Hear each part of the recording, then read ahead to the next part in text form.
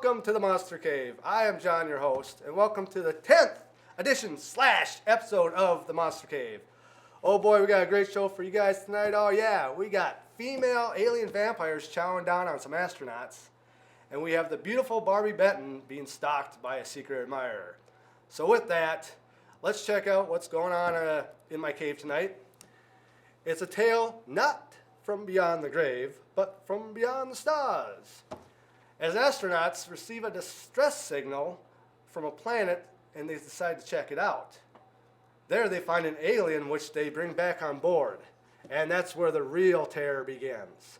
Now, if you think I'm talking about the 1979 movie Alien, you're wrong.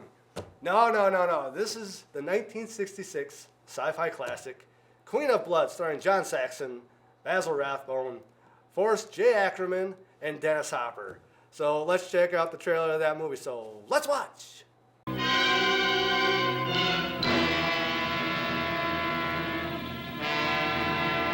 Queen of Blood. A tantalizing, mystifying enigma.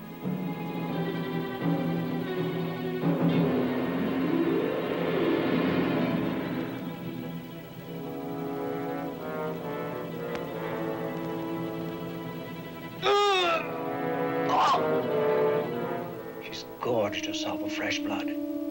She's a monster. We have a good supply of blood plasma with us. We'll use that to feed her. And if we run out of plasma, Commander?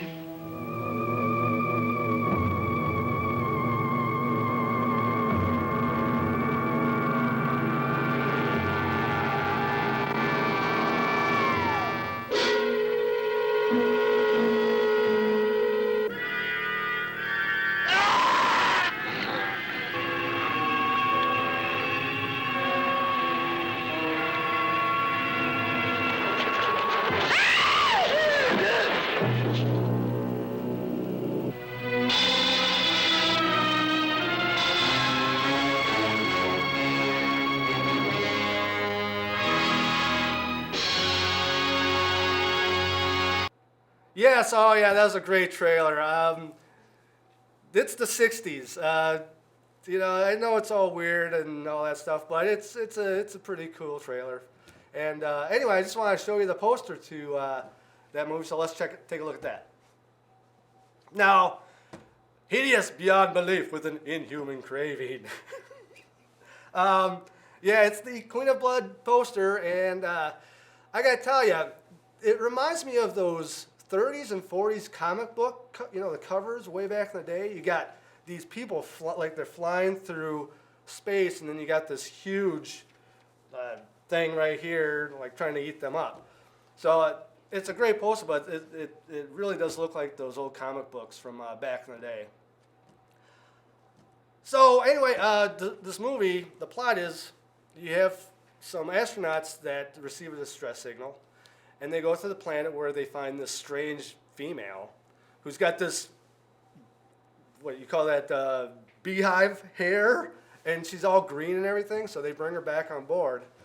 But it turns out that she's kind of like a vampire. She won't eat food, but she'll drink blood. And there's this scene right here where she attacks Dennis Hopper's character. So let's take a look at that. So let's watch.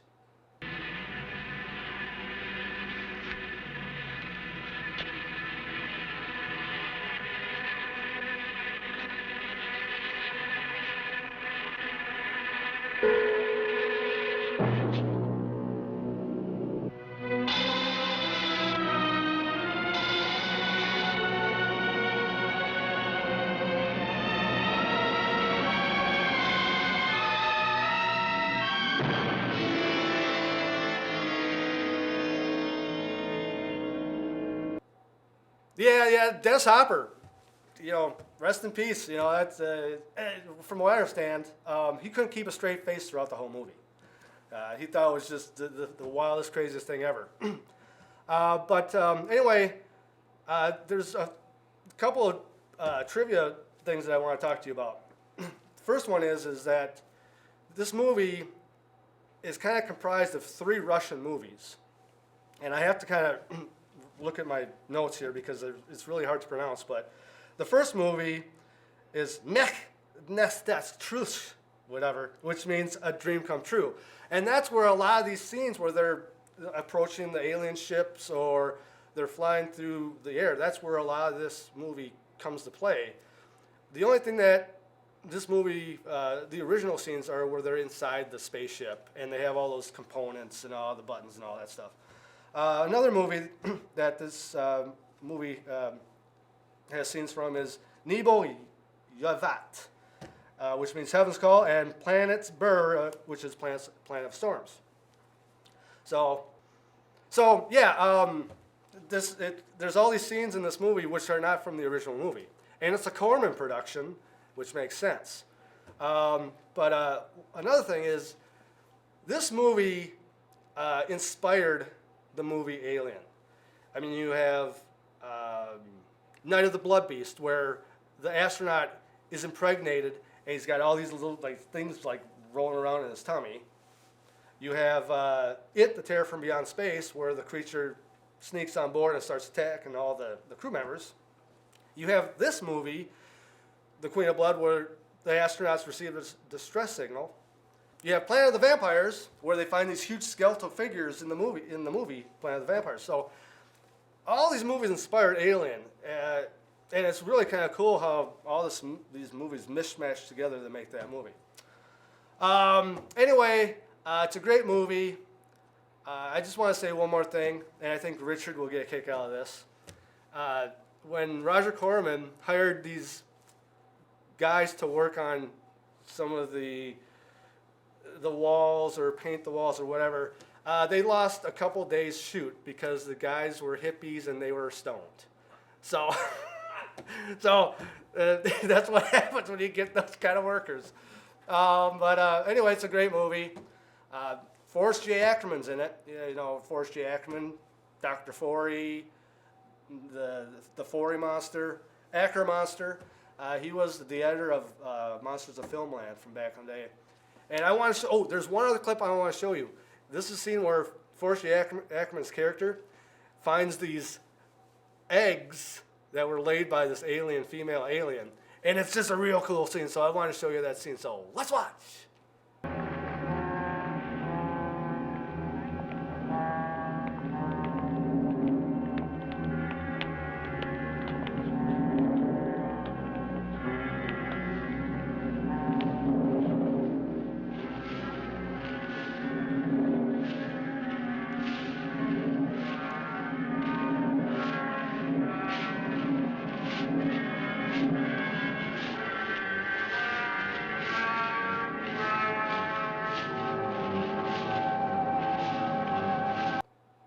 Yeah, I would like to create that and have that on the show. That would be really cool to see that. But anyway, it's a great movie. I give it 5 monster faces, so check it out. All right, so I just want to bring on one of my collectibles that I purchased several years ago, and it's the Diamond Select, the Mummy action figure. There you go. So, yeah, it's you got the Mummy. You have the scroll, you have a pot, and you have a stand for it. And if you look on the back, we'll go back here. There you go. You have kind of what the movie's all about, and it's fully posable action figure with 16 points of articulation. Now I have the Wolfman, which I will bring on later at some point, but there's the Creature from the Black Lagoon and Frankenstein, which is Son of Frankenstein. And I haven't received those yet or purchased those yet. But I'm looking to do that. So it's a great find. It's very awesome. And I keep it in the box. It doesn't come out of the box. Collecting. It's what I do. We'll be right back after these messages. In this house, the monsters rule. The mad scientist, Dr. Reinhardt, evil genius, and his strange butler, Barlow, the eerie ghoul. Dracula, king of the dark.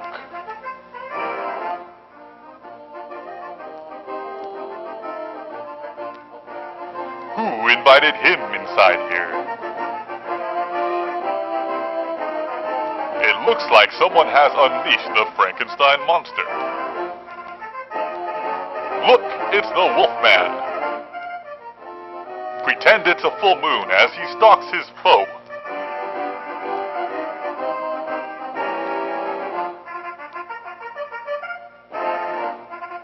Oh no! The Wolfman is getting away in his Wolfmobile. Quick, to the Frankencopter. There's room for you too, Dracula.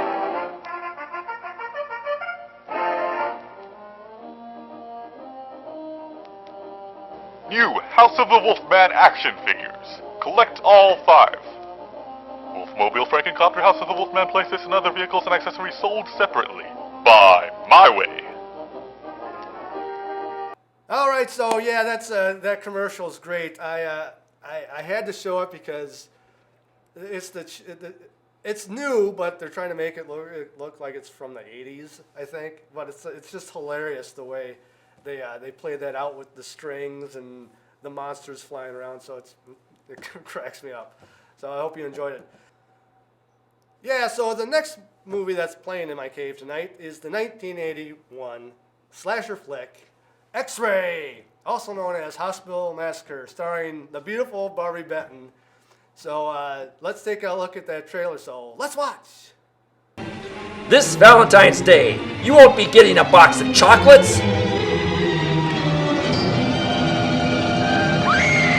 X-Ray! Barbie Benton, who has appeared in the magazine Playboy, but never a Playboy Playmate, stars in this tale of murder and madness. X-Ray! At this hospital, you'll be getting more than a checkup. X-Ray! Who could the killer be? Could it be this guy? Or this guy? Or even this guy? Happy Valentine's Day. X-Ray! See Barbie Benton get naked! X-Ray! Never before have you... Hey! You can smoke in this hospital? This must be the 80s! X-Ray! Coming to this theater. Yeah, so if you didn't know this, Richard and I, we collaborated on that trailer. That one we made because there's no official trailer to it. So that's Richard's voice doing the narration. It's a lot of fun to do, for sure. But anyway, let's take a look at the posters for the movie X-Ray. So you have, when the movie came out, it was called X-Ray. And of course you have featuring Playboy sensational centerfold sex symbol Barbie Benton. Look at that picture. I mean, the checkup, that became a nightmare. But what, I don't think it did very well for the fact that maybe it was called X-Ray. Who's going to know what X-Ray is really about? But when you call it Hospital Massacre, there you're going to go see it. And that was, I think, when it came out on VHS, they retitled it Hospital Massacre. Great posters, awesome posters. I love posters. So the movie it's about Barbie Benton plays the role of Susan, who has to go to a hospital for a checkup. Well, it turns out that at the hospital, there's someone who's offing the doctors in the hospital and pretty much tormenting her with, these Valentine's Day gifts or whatnot. It turns out it's a disgruntled kid who liked her, and she blew him off, and he snapped, and then he kills her best friend back when they were kids. So you know that there's this guy is off, obviously, but we don't know who the killer is. I mean, you have all these doctors in this hospital, and they're all very skeevy doctors. I mean, you have one, and I know I'm getting ahead of myself here, but you have one doctor who needs to do a exam on Susan. When you see the scene, he takes off her top or whatever. That would never happen these days. I mean, it's so out there. But hey, you get to see Barbie Benton naked. There you go. So this movie, it has so many things that are ridiculous. I mean, one, you have Barbie Benton's character, who is her. What happens is her X-ray has been switched with someone else's X-ray, who apparently must have bubonic plague, because all the doctors are like, no, you gotta stay in here, and we gotta check you out, and she can't leave the hospital. You think it was a prison. It's not. It's a hospital. You can leave whenever you want, but she can't get out, and so it makes it easier for the killer. 2, her boyfriend just dropped her off at the hospital, and this is probably like sometime in the evening, a checkup. I'm going in for a checkup. I'll be a few minutes. There's a scene where it comes back to him. It's probably 3 hours later. He's sleeping in the car. What? I would have gave maybe an hour, and then I would have went in there and checked. But by this time, when he finally realizes that she's not there, hasn't come out, it's too late. She's already strapped up. You got doctors like who've been killed. I mean, it's ridiculous. And then there's another scene where Barbie Benton is running from the killer, and she hides behind one of those curtains that they have in hospitals, the movable curtains. Anyway, the killer's like right there on the other side. She drops a lighter. I think the lighter just came out of nowhere. He turns towards the curtain, and she's using her foot to grab the lighter as she's like slowly trying to be quiet about it. And also, she peers outside of the curtain, and he's looking right there. How can you not see her? It's crazy. It's fantastic. But anyway, it's for as ridiculous as this movie is, it's great. I mean, it's goofy, but it's a really fun movie to watch. It's got Barbie Benton. How can you go wrong? And a couple of trivia points here. And one is they used an abandoned hospital for this movie, which sometimes they normally do. It works out great. 2 is, from what the director said on the DVD VHS combo, or no, DVD Blu-ray combo, the director said that on the day of Barbie Benton's nude scene, the whole room was crowded with guys. There may have been some females in there, I don't know, but he said it was crowded. So, perverts. no, but it's great. And Barbie Benton, she's a great screamer. Now, if you don't know who Barbie Benton is, she used to be married to Hugh Hefner back in the day. That's probably why she got so famous. But it's she's been on some like TV shows, I believe. And if you look at a picture of her today, she looks really good. I mean, and when you looked at her back in 1981, she was really looking good. So anyway, I give this movie 5 monster faces. It's a great movie. It's terrible, but I love it. So I think you should check it out. All right, so we're coming to the end of our show, and I actually want to show you guys something. It's an award that I won at the gala, and I just gotta say, it was an honor to receive it. And I just want to say, screw the Academy Awards, screw the Oscars, screw the Golden Globes. This is where it's at right here at CCX Media. That's right. And yeah, it is a can of Spam. So there you go. I just wanted to show that to you guys. So it's an awesome award. All right, so I just want to say, thank you to CCX Media for allowing me to tape my show. I've said it once, I'll say it again, it's an honor. They're making a young kid's dreams come true. I want to thank my family. I want to thank my friends. Yeah, come in. Hey! Oh, hey, Jimmy! Hey, how you doing, wow, man? good. Hey, thanks for coming over. What's going on? What's this? Got something for you. It was at the door. It was just sitting there, and your name was on it, and I thought, well, maybe I better bring it in. You might need it. Well, Hey, what's in the box? Not too late. No, no, well, thanks so much, Jimmy, for bringing that over. All right. I don't know what it is, but hey, take care, man. All right, Have man. yourself a good one. You too. Thanks for bringing it. All right, so I don't know what this is. Apparently, there's a note that came along with it. It says, roses are red, the Monster Cave rocks. Here's a present for you. Beware the 14th. That doesn't rhyme at all. Who wrote this? It's terrible. Well, let's see what's in the box. Hey, what's in the box? I'm getting to it. I'm nervous, but we'll check it out.